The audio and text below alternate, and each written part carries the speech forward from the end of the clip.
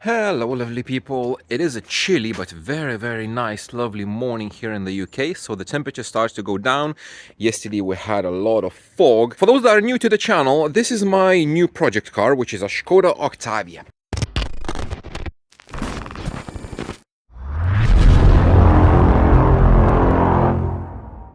And at the moment, it is bone stock. Nothing is done to it. There's no speakers. Everything is factory. And before we start doing anything, because I have some cool plans for this car, I want to see how the factory system performs. Because to be honest, like nobody ever talks anything about factory systems.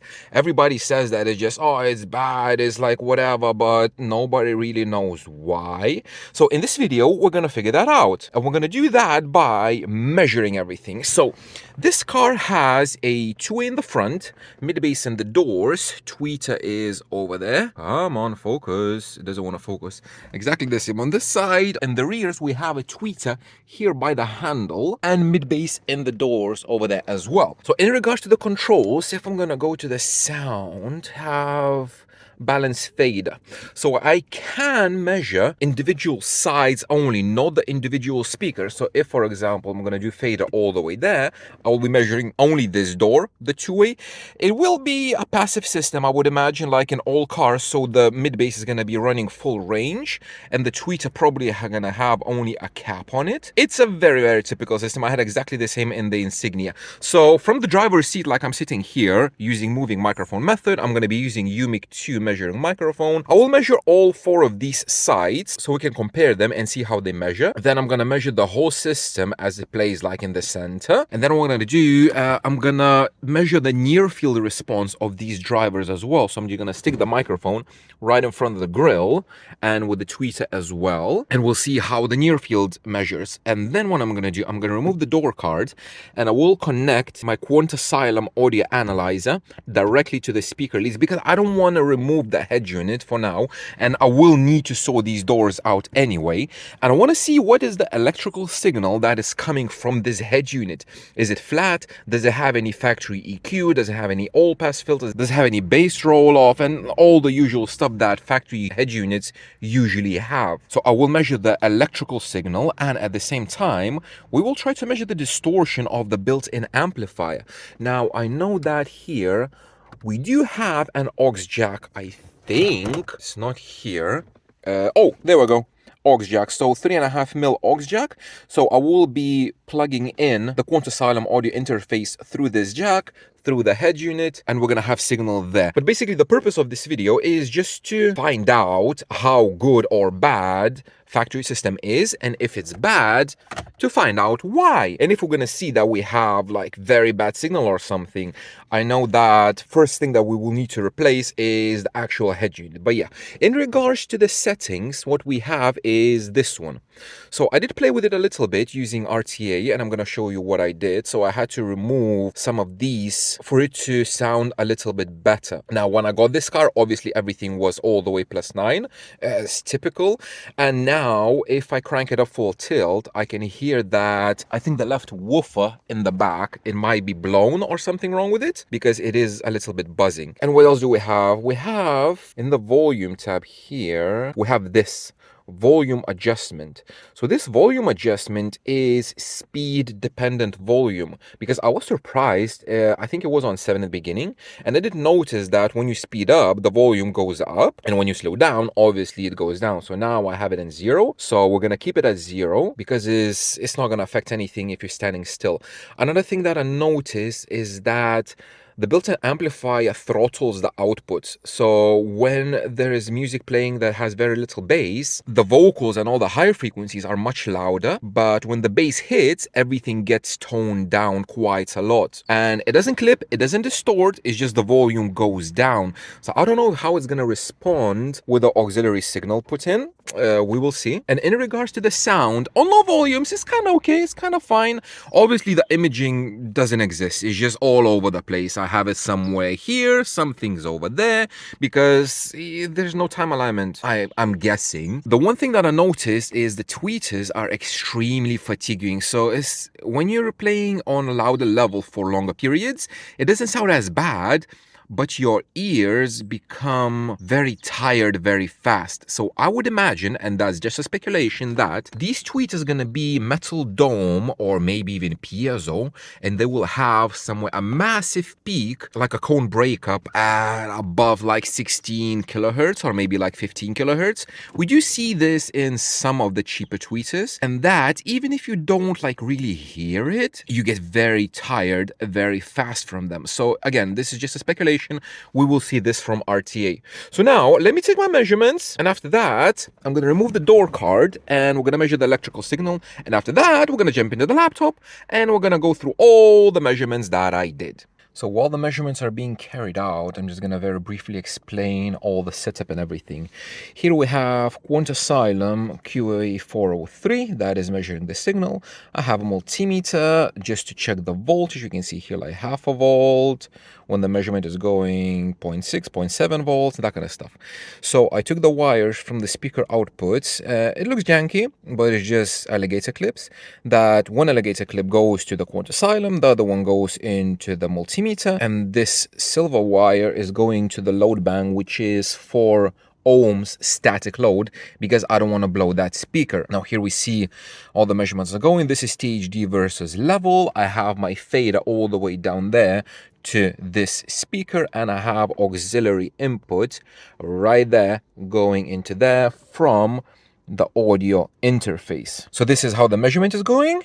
We have quite a lot of crosstalk because even with this fader all the way down there, I can hear something coming from that side, and I can hear fan coming on and off in the head unit, because the head unit probably has a fan and it kind of heats up. That's my guess. Yeah, this is already almost clipping. So yeah, let me take the whole measurements as I usually do, and then we're gonna go through all of them. This is, yeah, clipping. It should be clipping up to -40. Actually, we can wait. Yeah, there we go. 1.2% clipping. Clip City. This is what we want to see. So while the last measurement, THD versus frequency, is being performed, I just want to show you this one, which is the frequency response. And this is on a 5 dB scale, no one. And we have this basically roll off below 50, dip at 150, peak, it's nasty. Yeah, so it's nothing from linear. However, there's no all pass filters because the phase is all flat. So now we're just going to check. The only thing that I'm going to check on that side, on the left side, is the frequency response. I'm not going to measure like THD and anything because it's going to be the same, because amplifier is the amplifier. And the frequency response probably will be different. And I think I'm going to check the rear's frequency response just because I want to see if the rears play lower and the fronts are crossed a bit higher. But yeah, it's nasty. So I'm going to take all the measurements and then we're going to jump into the laptop. I'm going to show you everything one by one and bit by bit. And one last thing that I did, I just measured the distortion frequency response just like Farfield. It's not perfect, loads of reflections, but it's just to have an idea. So UMIC 2, and I disconnected the tweeter to have only the woofer, and then the opposite, disconnected the woofer to have only the tweeter there. And I'm feeding aux 3.5mm jack from the laptop into the system and measuring with the laptop. Simple as that. So I'm going to show you those as well. So I think I done everything. I measured this door. I didn't do the other one because I saw that the frequency response of this door is different from the fronts. So I would imagine it's going to be different from the side to side as well. I didn't even bother. It's too much work. So anyway, let's jump into the laptop and I will show you everything that I found. We have all the measurements, and I think we're going to start with the electrical measurements just to see what the amplifier, built-in amplifier, is doing, and then we can see how it translates to acoustical stuff. So these are the frequency responses that I wanted to show you of the electrical signal that's coming from the head unit into the speakers. And this is front right with the red one, and the blue one is rear right, and they're very similar, so there's barely any differences. However, it is far from flat. There's nothing flat about it. This is a 5 dB scale. What we see in amplifiers and DSPs obviously is a totally flat response from 20 to 20, but this one, it has some built-in EQ. We see a boost at 800, a boost at 8K, and a massive suck out at 120. Why? I have absolutely no idea. Then we see a roll off from about 50 hertz all the way down, so it does have a bass roll off. The rears, we can say that they kind of play a bit more bass if we have a level here, but it's still the same roll-off on both rears and fronts. So yeah, there is no bass. In regards to the actual top end, you can see that this microphone does measure up to 22K. So this is a UMIC 2, which caps out 24 kilohertz. Now, the good thing probably is that we do have signal up to 20 kilohertz. Now, let's have a look at the distortion. If we're gonna have a look here, there we go. The surprising part for me was the output. So this is literally 3 watts of output. Voltage, if we're gonna have a look, 3.5 volts. I couldn't get anything more without clipping. So this head unit gives 3 watts of output power at 1%, and clean 1 to 1.5 watts only. That clean, we're talking about 0.1, which is, for an amplifier, it's very bad. It's really bad. So like my guidelines is 0.1 and 0.01. Everything below 0.01 is very, very super good, which is like my Alpines, and everything above 0.1 is bad. And this is horrible, really. Even the aftermarket head units that we see, even the Android ones that I measured at Toto and Joying, on high level outputs, they had something like 0.02 or something there, and they had about 13 to 12 watts of output power. This has literally nothing. This is just a Bluetooth speaker. The only thing that helps is that the speakers are very sensitive. So this is a front one. For the rears, it's slightly different, but very, very similar. Again, a bit more, maybe like 5 watts, but again, 1% clipping. But yeah, not clean at all. Looking at the spectrum, so I took these measurements at around here, like 1.5 watts.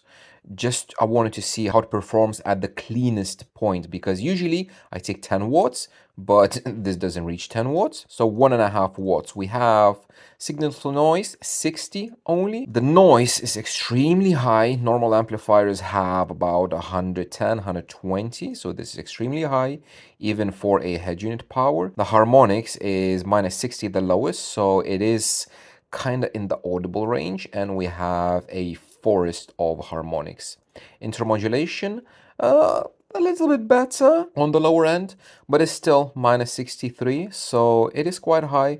But the noise in this is just horrible. At the higher frequencies, intermodulation 18 and 20K, so again, it does play up to 20K. The lowest harmonic 53, which is very, very high, and again, the noise is super high. This is just a disaster. This is something similar to a small little chip amplifier from AliExpress that I literally paid like £2 or £3. Wattage wise, that one probably does even more power. So my guess, this head unit, like the actual amplification chip for the manufacturer, is pennies, probably like 50p for the whole amplifier chip. It's really, really bad. And the distortion, depending on the frequency, 0.2, and yeah, doesn't go any lower than that. So the performance of the built-in head unit is horrible. It will have to go. I was thinking just to keep it just for a tiny bit, but even the test that I'm planning to do, this is not gonna cut it. So it will go as soon as possible. So now we're gonna have a look at the measurements of like Farfield when I put the microphone 1 meter away from the speakers and on the tweeter level. So yes, it's far from perfect, but I just wanted to see where they cross and what they're doing. So the woofer itself, we can see it's playing from about 80 up to 3.5K, and it's quite not bad, like plus minus 5 dB, we can say. It's not that horrible, not that terrible, but it doesn't play any lower. Yes, we have reflections here from the side, from the concrete at the bottom, from the car, but it's totally fine. Now the tweeter, it is crossed again to the woofer 3.5K. However, here everything is kind of not bad apart from this massive peak at 13K. And this is the thing that I said that sounds very, very fatiguing, like for the ear, especially when you're listening for high volumes. Now, I tried to see the distortion. However, we cannot really see this because everything is literally drowned in the noise. So like if we have a look from about 3K, this is the tweeter. From 3K we have, it's about 90 dB output. I didn't want to clip it, the amplifier, because it doesn't do anything literally. So it's close to 90 dB output at 1 meter, and we have 1% at 4K, which is very fatiguing and very bad, and 0.5% and a bit lower. So the distortion is quite high. Now for the woofer, we cannot really see anything because this is just noise. This is rattles and noise, because when I ran the woofer without the door card, the plastic panel started to rattle, so it could be just resonances. So we cannot definitely say anything about the distortion of the woofer at all, apart from higher frequencies, which here we can see 0.5% up to like 1% throughout the board at about 90 dB output. So it's bad. It's really bad. For next one, what I did is I took near field response measurements inside the car with all the door cards put on, with all the doors shut, like just sitting in the car and sticking the microphone next to the grill. And what we see is there's not a lot of difference between all the speakers. So this is front left, front right, rear left, and rear right. This one. These are all the woofers. We can see that the rears are playing slightly different. So the fronts are this. They play near field up to 1.5K, then kind of fall off. And we have a massive peak at about 70 hertz, which could be contributed probably to the cabin gain, or maybe the woofer has just very high Q. I didn't measure the TS parameters. The rears are very similar, just a little bit more roll off. But yeah, like, they're not bad frequency response if you could EQ them, but the distortion is really bad. Now, these are the tweeters. All of them measure slightly different. My guess, because, you know, they are behind the grill and it's difficult to take near field in the same way for all 4 speakers, just because of the angles and everything. But from this, we can see, if I'm going to remove this one thing that stands out is this peak. So all the tweeters have this peak at about 13.5, 14K, which sounds really, really horrible. Everything else is, yeah, it is a bit of a mess.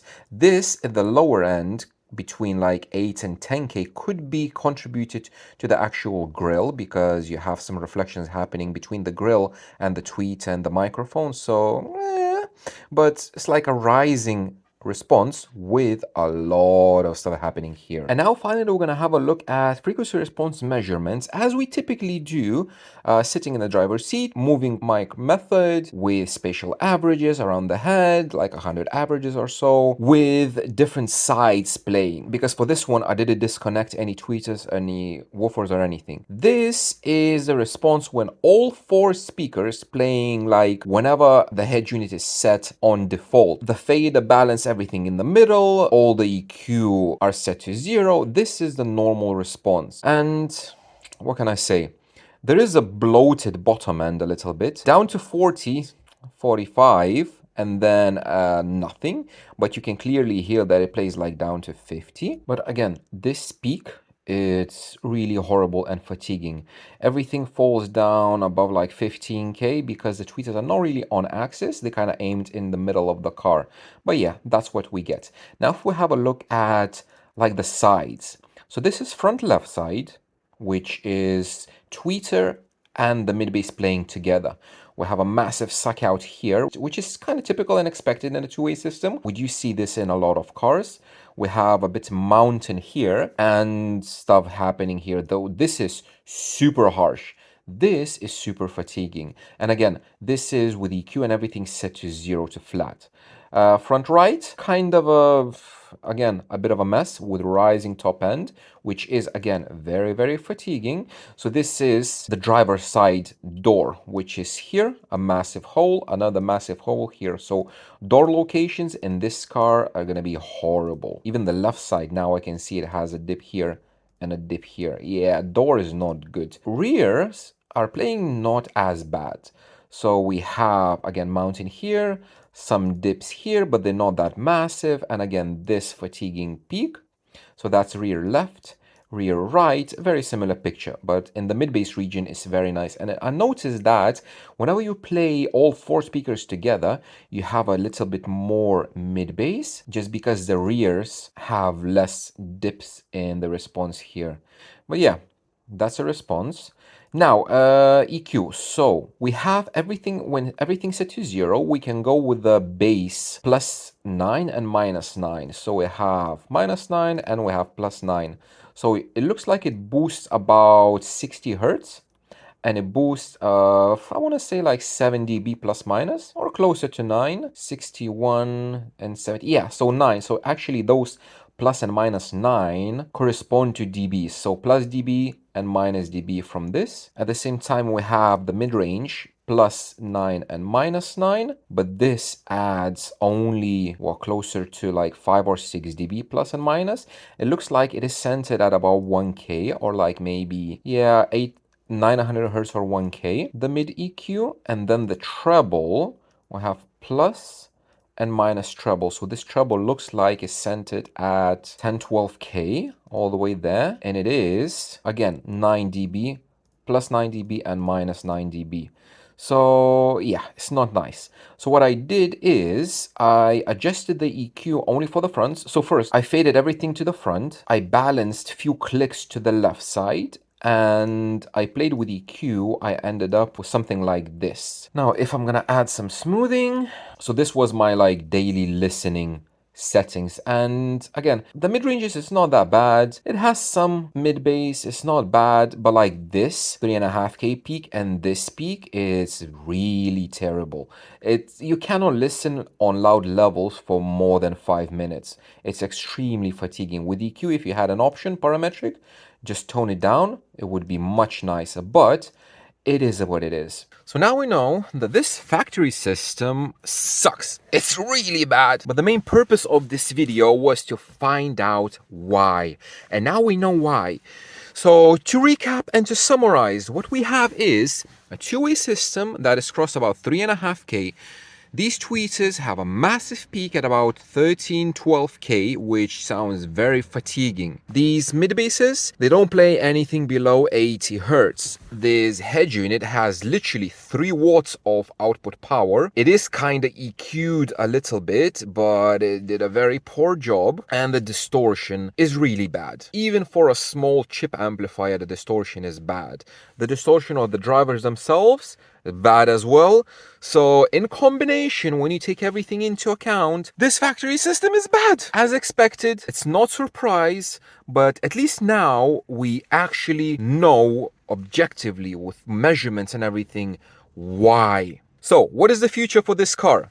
This will come out. In the beginning, I thought I might keep it if it's not going to be that bad. I'm going to use it on Bluetooth because it has like all the options and everything. But now, no, it's going to go. Probably in the beginning because it will take a while to install the head unit, to run the cameras and everything. I'm going to run the aftermarket head unit on stock speakers, and then slowly but surely, we're going to start changing stuff, and bit by bit we're gonna make a proper SQ system. So in the future, as I mentioned, I'm gonna change the head unit, and then I'm gonna start with the doors. What I'm planning is a very, very cool video. So with the doors, we're gonna try to see how much deadening the door affects the response of the speaker, the distortion and everything. And my plan is to do both doors very, very different. I'm gonna stick the microphone in the middle of the car, and for one door, I'm gonna keep the factory mid-bass driver, and I'm gonna deaden the hell out of this door. For the other door, I'm gonna do the complete opposite. I will put Illusion Audio C6s in there, which is a super expensive and good driver, and I will have no deadening whatsoever. And we're gonna compare which option is best: to put super expensive speakers with no sound treatment, or to have a factory speakers with fully sound treated door. And obviously after that, we're going to sound treat all of that, and we're going to compare full treatment, exactly the same for both sides. However, one is still going to have a factory speaker, and the other one is going to have a super expensive aftermarket speaker. So I think that video is going to be very, very cool. It will take a while for me to do this because deadening, as you know, takes a long, long time. But for now, that's it. Thank you very much for watching, guys, and I will see you in the next one.